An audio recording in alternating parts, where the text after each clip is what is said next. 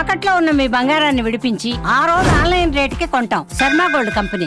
ప్రేక్షకులందరికీ నమస్కారం. అందరికీ మహాశివరాత్రి శుభాకాంక్షలండి. నేను గీతాంజలి, సుమన్ టీవీకి స్వాగతం. చాలామందికి ఉన్నటువంటి సందేహం, ఏ సమయంలో మేము శివాభిషేకం చేసుకోవాలి, ఎలా చేసుకోవాలి, ఎటువంటి నైవేద్యం పెట్టాలి, అసలు ఇవాళ నైవేద్యాన్ని సమర్పించవచ్చా, ఉపవాసం ఖచ్చితంగా ఉండాలా, జాగరణ ఉంటే ఆ సమయంలో ఎలా ఉండాలి, ఏ జపం చేయాలి, శివనామ స్మరణైనా, ఇంకా ఏమైనా మనం అష్టకాలు కానీ ఇవన్నీ చదువుకోవచ్చా, ఇలా చాలా సందేహాలు వచ్చేస్తూ ఉంటాయి. ఉపవాసం ఉదయం నుంచి ఉండాలా, ఎప్పుడు అవి విరమించాలి, అసలు శివాభిషేకం ఎలా చేసుకోవాలి, స్వామి అనుగ్రహం ఎలా పొందాలి, ఈ సందేహాలన్నిటికీ వాళ్ళ వీడియోలో సమాధానం తెలుసుకుందాం. వివరించేందుకు, వాటన్నిటిని నివృత్తి చేసేందుకు ప్రస్తుతం మనతో పాటు ఉన్నారు ప్రముఖ జ్యోతిష్యులు, సంకల్ప మందిర నిర్వాహకులు బ్రహ్మశ్రీ నందిభట్ల శ్రీహరి శర్మ గురువు గారు. వారితో మాట్లాడదాం. గురుగారు నమస్కారం అండి. వాగర్థ వివ సంపృక్తౌ వాగర్థ ప్రతిపత్తయే జగతః పితరౌ వందే పార్వతీ పరమేశ్వరౌ. ఆదిత్యాయ చ సోమాయ మంగళాయ బుధాయ చ గురుశుక్రశనిభ్యశ్చ రాహవే కేతవే నమః. శృంగేరి జగద్గురు పీఠాధిపతులకి, కంచి పీఠాధిపతులకి నమస్కారములు తెలియజేసుకుంటూ కార్యక్రమాన్ని ప్రారంభిద్దాం. మహాశివరాత్రి శుభాకాంక్షలు గురుగారు. మీకు, మీ యొక్క యాజమాన్యానికి, ప్రేక్షకులకి కూడా మహాశివరాత్రి పర్వదిన పుణ్యకాల శుభాకాంక్షలు. చాలా సంతోషం అండి. అంతగానో ఎదురు చూస్తాం. శివరాత్రి చాలా విశేషమైన పర్వదినం అందరికీ. మరి ఇలా ఎన్నో సందేహాలు ఉన్నాయండి. ఇందాక నేను చెప్పినట్టుగా ఉదయం లేచిన దగ్గర నుంచి అసలు ఏ విధంగా నియమాలు ఉంటాయి, విధి విధానాలు ఏంటి, పూజలు అసలు ఎలా చేసుకోవాలి, ఆ రోజు పూజా విధానం, జాగరణ, ఉపవాసం, వీటి గురించి తెలియచేయండి. మహాశివరాత్రి సంవత్సరానికి వచ్చేటువంటిది ఒకే ఒక్క శివరాత్రి. అయితే మనకు శాస్త్ర ప్రకారము అహోరాత్రములు అని అంటారు. ఈ అహోరాత్రములు 4. 1 మహాశివరాత్రి, 2 ఫాల్గుణ పౌర్ణమి, 3 శ్రీ జన్మాష్టమి, కృష్ణాష్టమి, 4 దీపావళి. ఇవన్నీ కూడా రాత్రిపూట మాత్రమే విశేషంగా పూజలు చేసేటువంటి కాలములు. అందుకనే అహోరాత్రములు అన్నారు. అయితే మనకు శివపురాణం ప్రకారము, శైవ ఆగమం ప్రకారము ఏ విధంగా మహాశివరాత్రి పర్వదినాన్ని మనం ఉపయోగించుకోవాలి, ఏ విధంగా ఆచరించాలి, అసలు శివరాత్రికి ఏ విధంగా మనం సమాయత్తం అవ్వాలి అనేటువంటి నియమాల గురించి చక్కగా సుస్పష్టంగా మనకు శైవాగమంలో చెప్పబడి ఉంది. అంటే మహాశివరాత్రి మనకి ఈ సంవత్సరం 15వ తారీఖు రోజున ఏర్పడింది. అయితే ప్రేక్షకులకు అందరికీ కూడా అద్భుతమైనటువంటి విషయం ఏంటంటే, ఈ సంవత్సరం ఆదివారంతో కలిసి రావడం. ప్రేక్షకులకు అందరికీ కూడా ఆ రోజున హాలిడే ఉంటుంది కాబట్టి అందరూ కూడా వినియోగించుకోవచ్చు. అన్నిటికంటే ముఖ్యంగా 2 విశేషమైనటువంటి యోగాలు ఈ మహాశివరాత్రి రోజున ఏర్పడుతున్నాయి. మొట్టమొదటిది పాతార్క యోగం అనేటువంటిది ఏర్పడుతుంది. ఈ పాతార్క యోగము సాధారణంగా ఏర్పడినప్పుడు చేసేటువంటి పూజ కానీ, జపము కానీ, దానము కానీ, హోమము కానీ, అర్చన కానీ, ఏ పుణ్యకార్యం చేసినా కోటి సూర్యగ్రహణాల సమయంలో చేస్తే ఎంత ఫలితం ఉంటుందో అంత ఒక్క ఈ పాతార్క యోగం ఉన్నటువంటి రోజునే ఏర్పడుతుంది. అటువంటిది మహాశివరాత్రితో ఈ పాతార్క యోగం వస్తుందంటే దాని యొక్క పుణ్య ఫలితాన్ని మాటల్లో వర్ణించడానికి మనకు మాటలు సరిపోవు. అలాగే రెండవదైనటువంటిది, మనకు ఈ మధ్య మనం చూస్తున్నట్లయితే అనేక ప్రసార మాధ్యమాల్లో ఒక పీఠాధిపతి శివకేశవుల గురించి బాగా చర్చ తీసుకుని వచ్చారు. ఇది కనువిప్పు లాంటిది. శివకేశవులకి భేదము లేదు, ఇద్దరు అభేదము. శివాయ విష్ణు రూపాయ, శివరూపాయ విష్ణవే. చిన్నజీయర్ స్వామి వారు ఏదో ఆయన తెలిసి అన్నారా, అజ్ఞానంగా అన్నారా, అంతటి పండితుడికే మనం వదిలేయాలి. ఇక్కడ చర్చ అనవసరం. కాకపోతే ఎందుకు శివకేశవులకి భేదం లేదని చెప్పడానికి మహాశివరాత్రి పర్వదిన సంబంధించినటువంటిది కాలం ఏర్పడుతుంది. శివరాత్రి అనగా చాలా మటుకు మనకు ఈశ్వరుడికి సంబంధించిగా చూసుకుంటే, ఈ శివరాత్రి విష్ణు జన్మ నక్షత్రమైనటువంటి శ్రవణ నక్షత్రంతో కూడుకున్నటువంటి రోజుగా వచ్చింది. అంటే ప్రదోషకాల సమయానికి 7:27 శ్రవణ నక్షత్రం ప్రవేశిస్తుంది. మహాశివరాత్రి రోజున శివుణ్ణి కొలుచుకుంటూ విష్ణు సంబంధించినటువంటి నక్షత్రం శ్రవణ నక్షత్రం ఉన్నటువంటి రోజున ఇద్దరినీ కలిపి పూజించినటువంటి పుణ్య ఫలితాన్ని ప్రేక్షకులందరూ పొందుతారు. కాబట్టి ఇక ఈ అద్భుతమైన యోగాలు ఉన్నాయి. అయితే శివపురాణం ప్రకారము చెప్పబడినటువంటిది, శివరాత్రికి ఎల్లప్పుడూ కూడా ముందు రోజు అనగా చతుర్దశి తిథి, ప్రదోషకాల సమయం నుంచి చతుర్దశి తిథి ఉంటేనే దాన్ని మహాశివరాత్రిగా మనం పరిగణించాలి. కాబట్టి ఈ 15వ తారీఖు రోజున సూర్యాస్తమయం కంటే ఈ యొక్క చతుర్దశి తిథి ఉంది కాబట్టి సంపూర్ణంగా 15వ తారీఖే మహాశివరాత్రి. అయితే త్రయోదశి తిథి నుంచి దీనికి సమాయత్తం అవ్వాలి అని చెప్పి మనకు శాస్త్రంలో చెప్పబడి ఉంది. కాబట్టి ఈ త్రయోదశి తిథి రోజున చక్కగా అంటే మధ్యాహ్నం 12 గంటలకల్లా భోజనం చేసేస్తే శనివారం రోజున 5 గంటలకల్లా జీర్ణమైపోతుంది శరీరంలో. కాబట్టి సాయంకాల ప్రదోషకాల సమయానికల్లా కూడా పూర్తిగా శిరస్సుతో పూర్తిగా శిరస్నానం ఆచరించాలి. ఈ ఆచరించిన తర్వాత అప్పుడు శివాలయానికి చేరుకొని ముందుగా నవగ్రహాల చుట్టూ శివాయ నమః అంటూ 27 ప్రదక్షిణలు చేసి ఆ యొక్క శివాలయంలో గణపతికి ఉంటే గనక గణపతికి, అలాగే కుమారస్వామికి, అమ్మవారికి నమస్కారం చేసి తదనంతరం ఈశ్వరుని దగ్గర నిలబడి ఆ స్వామికి అర్చన జరిపించి ఇలా అంజలి ఘటించి, ఓ పరమేశ్వర, నీ యొక్క దివ్య అనుగ్రహం వల్ల నేను ఈ యొక్క మహాశివరాత్రి పర్వదినాన్ని నీ కోసమే నేను చేయదలుచుకున్నాను.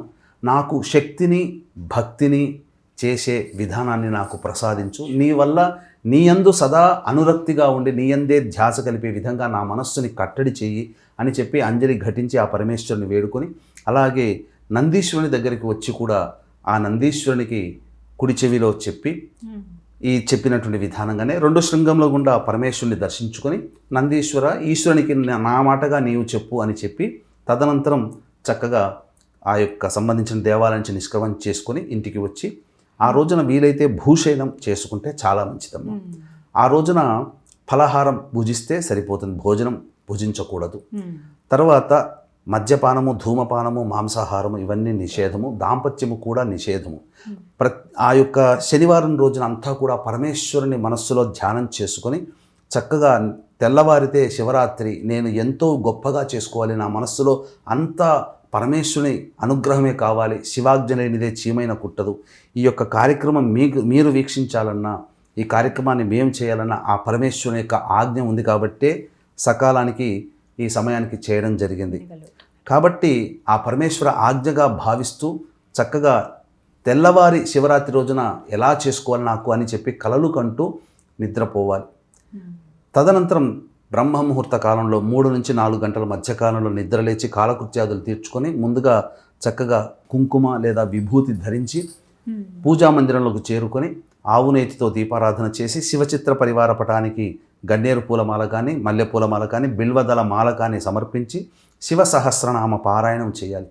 చేసిన తరువాత ఆ తదనంతరం ఉదయిస్తున్నటువంటి సూర్యునికి దగ్గర ఇలా అంజలి ఘటించి నమస్కారం చేసి సూర్యాష్టకం 6 సార్లు పారాయణం చేయాలి. చేసిన తర్వాత ఆ ఉదయిస్తున్నటువంటి సూర్యుడికి నమస్కారం చేసుకుంటూ, ఓ సూర్య భగవానుడా, మళ్ళీ ఇలాగే అంజలి ఘటిస్తూ, ఓ సూర్య భగవానుడా, ఈరోజు శివరాత్రి నేను మనస్ఫూర్తిగా చేయాలని సంకల్పం చేసుకున్నాను, పరమేశ్వరుని అర్చించాలనుకున్నాను, నాకు ప్రధానంగా అర్చించగలిగే శక్తిని ప్రసాదించమని ఆ యొక్క సూర్యనారాయణని వేడుకోవాలి. ఎందుకంటే సూర్యనారాయణ కిరణాలు మన శరీరం మీద పడ్డప్పుడు ఆ అంజలి ఘటించి వేడుకున్నటువంటి కారణం చేత ఆ సూర్యనారాయణుడే మనం ఆ రోజంతా కూడా ఉపవాస నియమాన్ని పాటించే విధంగా మనకు శరీరానికి కిరణాల ద్వారా శక్తిని ప్రసాదిస్తాడు.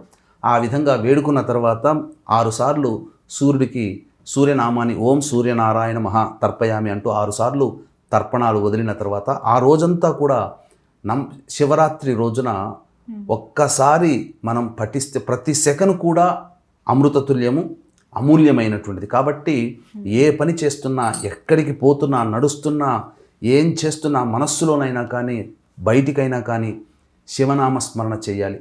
మనకు సాక్షాత్తు శృంగేరి పీఠాధిపతులు మనకు ఉపదేశం చేసినటువంటిది నమఃశంకరాయ నమఃశంకరాయ నమఃశంకరాయ లేదా శివాయ నమః శివాయ నమః శివాయ నమః ఈ నామాల్ని జపించాలి తప్ప శివపంచాక్షరి సంబంధించినటువంటి ఓం నమః శివాయ అనేటువంటిది జపించకూడదు. సామాన్య ప్రజలకి ఇది ఉపదేశం లేనిదే చెయ్యకూడదు. ఈ విధంగా నామజపం చేస్తూ ఉండాలి. తదనంతరం చాలామందికి ఉండేటువంటి విధానం ఏంటంటే ఈ సంబంధించినటువంటి శివారాధన అందరికీ మహాశివరాత్రి అంటే అందరికీ గుర్తొచ్చేది అభిషేకము, జాగరణ, ఉపవాసం ఇట్లాంటివి. ఇవన్నీ కూడాను ఉండేటివే. కానీ దేవాలయానికి వెళ్ళి అభిషేకం చేసుకోవాలనే ఆలోచన చేసేవాళ్ళు కొంతమంది ఉంటారు.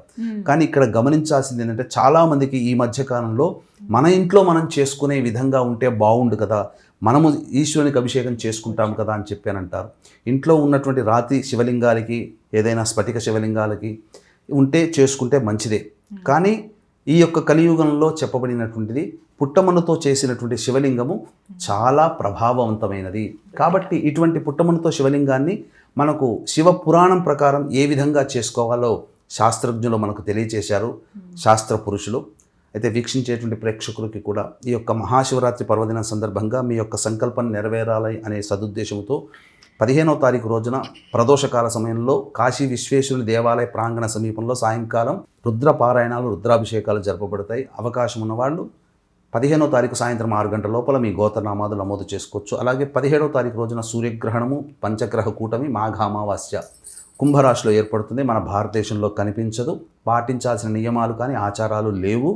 అయినా ప్రభావం కొన్ని రాశుల మీద ఉంటుంది. కుంభరాశి మీద ఏర్పడుతున్న కారణం చేత వృషభ, మిథున, కర్కాటక, సింహ, తుల, వృశ్చిక, మకర, కుంభమీన రాశిలో జన్మించిన వారికి ఈ సంబంధించినటువంటి గ్రహణ దోష నివారణ పూజల హోమాలు 17వ తారీఖు రోజున మధ్యాహ్నం 3 గంటలకి జరిపించి చండీ హోమము, మృత్యుంజయ, రుద్ర, సుదర్శన హోమాలు జరిపించి శనీశ్వర నివారణ హోమాలు జరిపించడం జరుగుతుంది. అవకాశం ఉన్నవాళ్ళు 17వ తారీఖు మధ్యాహ్నం 1 గంట లోపల మీ గోత్రనామాలు నమోదు చేసుకోవచ్చు. శక్తిపాతం చేసిన కరుంగలిమాల ఇవ్వడం జరుగుతుంది. శివ పురాణం ప్రకారం శివలింగాన్ని ఏ విధంగా తయారు చేసుకోవాలి? స్వచ్ఛమైనటువంటి పుట్టమన్ను అనేటువంటిది ఈ సంబంధించినటువంటి పూజా స్టోర్లో దొరుకుతుంది.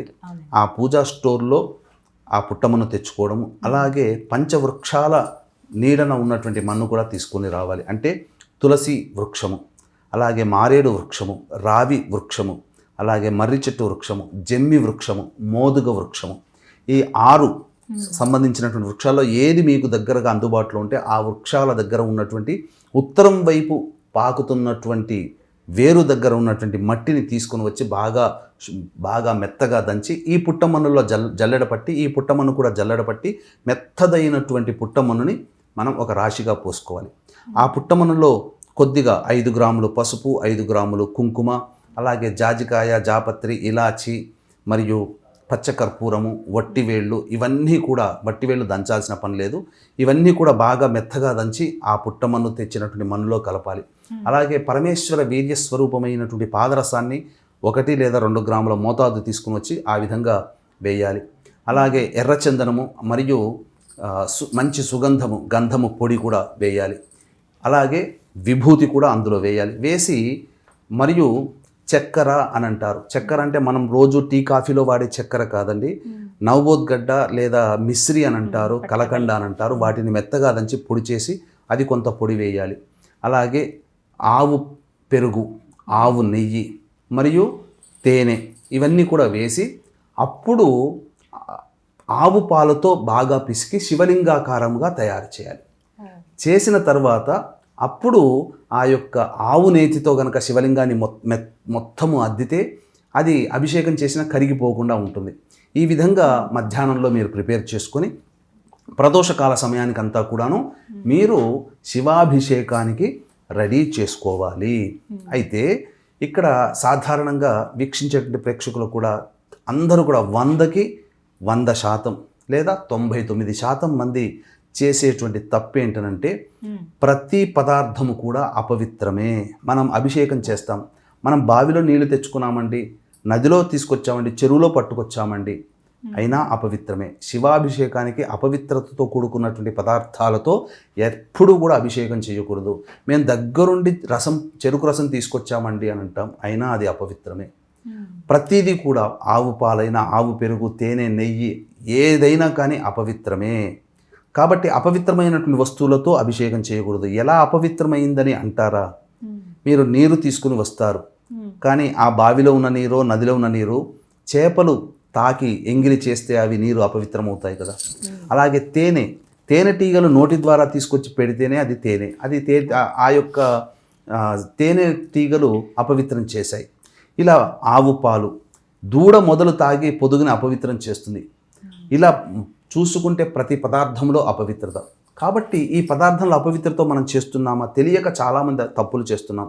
ఈ అపవిత్రత పొందినటువంటి పదార్థాలని మనము అమృతీకరణం చేయాలి. అమృతీకరణం చేయాలి అంటే మనకు గమనించుకున్నట్లయితే గరుడ ముద్ర అనేటువంటిది ప్రదర్శన చేయాలి. కాబట్టి అభిషేక ద్రవ్యములన్నీ కూడా మీరు సాయంకాల ప్రదోషకాల సమయానికి ఈ సంబంధించినటువంటి గరుడ ముద్ర అనేది ఆ ద్రవ్యములన్నీ దగ్గర పెట్టుకొని మంచినీటి బిందె పెట్టుకుంటారు కదా, అవన్నీ పెట్టుకొని ఇప్పుడు ఈ సమయంలో ప్రదోషకాల సమయం అనగా 6:13 సూర్యాస్తమయం అవుతుంది. కాబట్టి అప్పుడు మీరు 6 గంటల కల్లా ఈ సంబంధించిన వస్తువులన్నీ శివలింగంతో సహా మీరు ఉత్తరం వైపు ఫేస్ పెట్టాలి. ఎందుకంటే మనకు ఉత్తరాన హిమాలయాలు ఉన్నాయి. కాశీ విశ్వేశ్వరుడు కూడా ఉత్తరం వైపునే మనకుంటాడు, మన యొక్క ఏ ప్రాంతంలో ఉన్న వాళ్ళకైనా. కాబట్టి ఉత్తరం వైపున ఈ విధంగా పెట్టుకొని శివలింగము మనం పెట్టుకున్న తర్వాత అభిషేకం చేసిన తర్వాత జలాలు వెళ్ళిపోయే ఆ పానపట్టము కూడా ఉత్తరం వైపు చూస్తూ ఉండాలి. ఈ విధంగా ఉండి తూర్పు వైపున పెట్టుకుంటే శివలింగం ఉత్తరం వైపునే పెట్టుకోవాలి. ఉత్తరం వైపే పానపట్టము అభిషేకం చేసిన నీరు ఇలా ఉత్తరం వైపే ఉండాలి. ఉత్తరం వైపైనా మనం ఫేస్ పెట్టవచ్చు, లేదా తూర్పు వైపునైనా కానీ ఫేస్ పెట్టవచ్చు. ఇది మనం చేయాల్సినటువంటిది. తదనంతరం చక్కగా ఇంతకుముందు చెప్పినట్టుగా అన్ని పదార్థాలు, అన్ని రకాల పండ్ల రసాలన్నీ తీసుకుని వచ్చిన తర్వాత గరుడ ముద్ర వేయాలి. అప్పుడు ఆ యొక్క ద్రవ్యంలో ఉన్నటువంటి అపవిత్రత దోషమంతా కూడా తొలగిపోతుంది. గరుడ ముద్ర ఏ విధంగా వేయాలో తెలియచేస్తాను. ఈ విధంగా 2 అరచేతులు ఇలా చూసిన తర్వాత ఎడమ అరచేతిని ఇలా పెట్టుకోవాలి.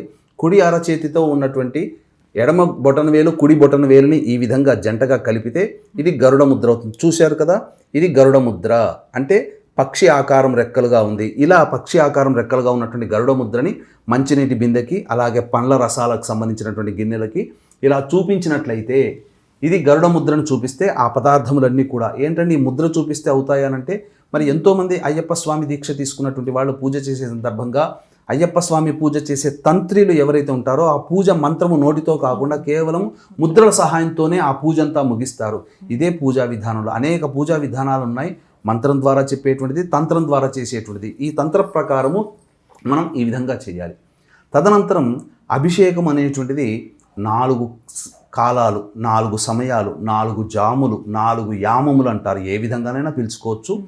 ప్రతి జాములో కూడా మనం కొన్ని పదార్థాలతో అభిషేకము చేయాలి. అలాగే అలంకారము, అలాగే అర్చన, అలాగే ఏ మంత్రము జపించాలి అన్నీ కూడా మనకు ఈ యొక్క శాస్త్ర ప్రకారం చెప్పబడి ఉన్నాయి. కాబట్టి సాయంకాలం 6 గంటల 6 నిమిషాల నుంచి 9 గంటల 5 నిమిషాల మధ్య కాలంలో ఆవు పాలతో పరమేశ్వర లింగాన్ని అభిషేకం చేయాలి. చేసిన తర్వాత గంధముతో అలంకరించి పచ్చని పూలతో అర్చన చేయాలి.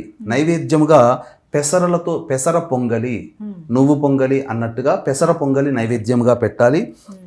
ఈ యొక్క సమయంలో ఖచ్చితంగా జపించాల్సింది కనీసం 108 సార్లు తక్కువ కాకుండా జపించాల్సినటువంటిది ఓం హ్రీం ఈశానాయ నమః.